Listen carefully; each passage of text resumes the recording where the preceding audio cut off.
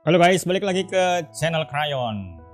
Kali ini temanya ini ya, mengubah pertanyaan. Jadi di awalnya gue pengen cerita dulu ya. Teman-teman tahu ini nggak, Takeru Kobayashi?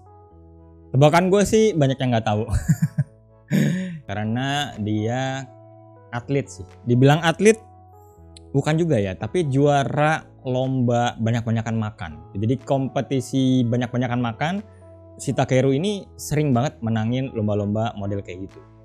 Kalau di Jepangnya gitu ya, dulu dia pernah juara di acara TV Champion gitu. Dia ngabisin 16 mangkuk ramen dalam waktu 1 jam gitu kalau nggak salah ya. Jadi dia pernah juara kayak gitu. Nah, karena juara, akhirnya dia mencoba ke event internasional. Eventnya adalah ini, Nathan's International Hotdog Eating Contest. Jadi di Amerika tuh udah ada ya dari lama sih sebetulnya lomba banyak-banyakan makan hotdog yang disponsori oleh merek sosis namanya Nathan's ini ya.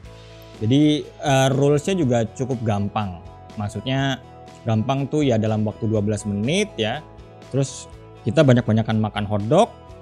Kalau waktunya 12 menit habis tapi masih ada hotdog di dalam mulut kita, itu masih bisa dihitung asal bisa ditelan. Nah kalau muntah itu nanti bisa didiskualifikasi. Nah terus boleh tambah saus, nah terus boleh minum apa aja, terserah deh.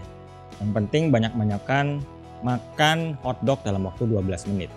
Nah sampai tahun 2000 berapa gitu ya, itu rekornya 25 hotdog. Pokoknya sampai sebelum si Takeru ini ikutan, rekor paling banyak orang makan hotdog dalam waktu 12 menit itu 25 hotdog. Tahun 2001 ya, saat si Takeru ikutan lomba ini, ternyata dia berhasil menang men. Ya dia berhasil menang. Dianya kurus sementara badan lawannya tuh gede-gede banget. Dan dia berhasil mengalahkan semua lawan-lawannya pada saat itu. Ya ini saat pertama kali dia ikut lomba ini. Yang luar biasa lagi, saat itu kan rekornya 25 hotdog. Kobayashi bisa melipat gandakan hotdog yang dihabiskan oleh manusia ya dalam waktu 12 menit. Gila, tadinya 25, dia double ya, jadi 50 hotdog. Gokil nggak tuh? Nah semenjak itu dia 6 tahun berturut-turut juara kompetisi tersebut. 6 tahun terus-terusan juara. Dan rekornya juga meningkat ya, jadi 53 hotdog. Yang awalnya 50, terus jadi 53 hotdog. Ini luar biasa banget sih, makanya di lomba makan dia cukup terkenal. Terus gue lupa ada sesuatu gitu, dia nggak mau tanda tangan kontrak apa gitu ya. Dia bilang itu akan ngekang saya dan akhirnya dia dilarang untuk berkompetisi di Nathan's ini lagi. Jadi 53 hotdog ini ya bisa dibilang rekor dunia ya guys. Nggak ada yang bisa sebelumnya. Nah pencapaian Kobayashi sebetulnya bukan tanpa perjuangan ya. Gue ngambil dari bukunya dia, tinggal ke Frick, Levitt, and Dubner ya, yang tulis mereka berdua. Nah mereka sempat dibilang sih sempat mewawancarai ya, entah ketemu entah online gue lupa deh. Tapi yang jelas mereka ini meneliti kok bisa sih lo mendouble, tiba-tiba ikut mendouble rekor dunia gitu ya. Nah dia bilang sebetulnya Kobayashi ini bereksperimen, melakukan eksperimen sendiri ya. Jadi dia bilang kalau makan hotdog langsung roti sama sosis itu menciptakan konflik kepadatan. Sosisnya licin tapi rotinya seret gitu ya. Jadinya Kobayashi menemukan ya, setelah coba salah eksperimen, dia menemukan metode yang berbeda. Jadi roti sama sosis itu dia lepas ya. Terus sosisnya dipatah jadi 2, dia makan duluan. Rotinya dia celupin ke dalam air ya supaya lebih padat dan gak seret. Dan itu juga mengurangi waktu dia untuk minum. Jadi roti basah itu habis sosisnya ditelan, roti basah dimasukin ke mulutnya dan dia bisa menelan langsung keduanya sekaligus. Teman-teman kalau penasaran bisa lihat di YouTube-nya ada kok ya. Tinggal search namanya si Takeru, itu ada gimana kalian lihat waktu di lomba itu dia makan hotdog. Itu metode yang akhirnya dia temukan ya supaya memenangi hal tersebut. Sebelumnya dia coba-coba juga yang lain, misalnya dengan menentukan suhu air minum yang tepat, ya ngebut di awal apa ngebut di belakang gitu. Pokoknya ya banyak cara lah, dan akhirnya yang sangat berhasil adalah cara yang dia temukan itu tadi metodenya ya. Nah sebetulnya menurut si Levitt and Dubner ini, hebatnya Kobayashi adalah ini, mengubah pertanyaan. Jadi dia bisa mengubah pertanyaan secara kreatif ya. Yang awalnya rata-rata orang atau para pesaingnya itu mempertanyakan gimana cara makan hotdog lebih banyak. Tapi dia mengubah pertanyaan ini menjadi gimana cara membuat hotdog lebih mudah dimakan atau ditelan.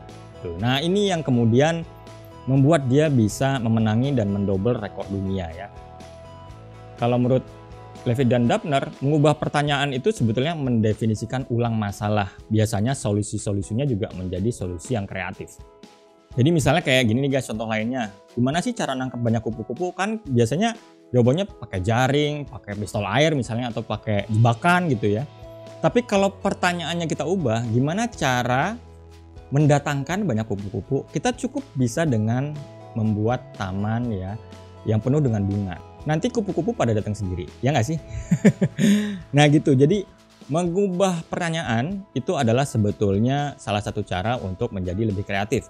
Biasanya ada esensi yang kemudian diubah di situ, atau kayak tadi ya, yang katanya mendefinisikan ulang masalah. Misalnya nih teman-teman punya masalah kecanduan gadget, kok gue gadget mulu ya gitu, screen time gue kok banyak banget. Nah gimana caranya gue bisa mengurangi screen time? Kan itu pertanyaannya ya yang umum. Tapi sebetulnya kalau mengubah pertanyaan, gimana caranya gue punya hobi yang lain atau aktivitas yang lain yang menghabiskan waktu gue untuk melakukan aktivitas tersebut. Nah itu udah otomatis tuh. Ya kan, kalau kalian habis dengan waktu misalnya suka badminton, suka main musik, apa, nah itu nanti waktunya akan terserap ke situ dan waktu gadget akan menjadi berkurang. Atau teman-teman yang punya pekerjaan freelancer atau kuliah, kok tugas gue telat mulu ya gitu. Kan pertanyaannya gimana supaya tugas gue nggak telat lagi, kan gitu ya biasanya. Padahal kalau pertanyaannya bisa diubah tuh menjadi gimana gue membangun disiplin diri yang baik. Karena biasanya tugas-tugas yang telat gitu atau kerjaan yang nggak on time atau ketunda itu biasanya gara-gara disiplin yang kurang baik. Nah dengan itu biasanya kemudian terciptalah sebuah solusi yang berbeda gitu, yang unik. Contohnya ya si Kobayashi tadi, dia bisa mendouble rekor dunia ya, yang tadinya 25 menjadi 50 hotdog dan juara 6 kali berturut-turut. Sebetulnya dia pernah datang ke Indonesia sih ya. Kalau kalian cari di YouTube-nya Takeru makan Indomie goreng gitu, itu keluar tuh. Dulu dia pernah ke Indonesia dan dia menghabiskan 22 porsi mie goreng ya, Indomie dalam waktu 3 menit. Wok, minum, wok. Kalau penasaran YouTube-nya bisa dilihat ya, bisa dicari. Nah kemudian setelah 6 tahun itu, terus di tahun ke-7 siapa mas yang juara? Yang juara adalah ini, Joey Chestnut. Ini kayak rival atau kompetitor paling berat dari si Takeru. Sampai akhirnya karena pertarungannya masih dianggap belum selesai ya, Netflix kemudian mengangkat pertarungan ini secara live ya, dulu di September 2024. Karena kan si Takeru nggak mau tanda tangan kontrak, jadi dia nggak boleh tampil di Liga Netens itu. Ya akhirnya nggak bisa lah mereka kembali bersaing. Cuman Netflix kemudian memberikan kesempatan mereka untuk bertemu kembali ya. Nih, kalau yang langganan Netflix bisa tuh dicari. Masih ada kok. Kemarin juga akhirnya gue nonton kok. Karena penasaran siapa yang menang nih antara Chestnut sama Kobayashi. Dan yang menang adalah Chestnut. Ya. Jadi dia rivalitas ini terus berlangsung bertahun-tahun ya. Akhirnya pas terakhir kemarin tahun 2024 yang menang adalah Chestnut. Dan luar biasanya Chestnut itu menghabiskan 83 hotdog. Ya, rekor dunia baru di dalam dunia lomba cepat makan hotdog. Gitu. Jadi kesimpulannya gue nggak tahu deh gimana caranya si Chestnut ini bisa sampai makan segitu gitu ya. Tapi yang jelas mungkin ada metode rahasia atau ya eksperimennya mungkin lebih ekstrim daripada si Takeru. Atau mungkin dia merubah pertanyaan ya atau menggunakan kreativitasnya sehingga bisa mampu perutnya menampung 83 hotdog. Jadi poinnya coba ubah pertanyaan ya mengenai apa masalah kita menjadi pernyataan yang baru supaya mendapat ide-ide yang bisa lebih kreatif. Oke, itu aja untuk video kali ini. Semoga bisa bermanfaat. Terima kasih. Bye.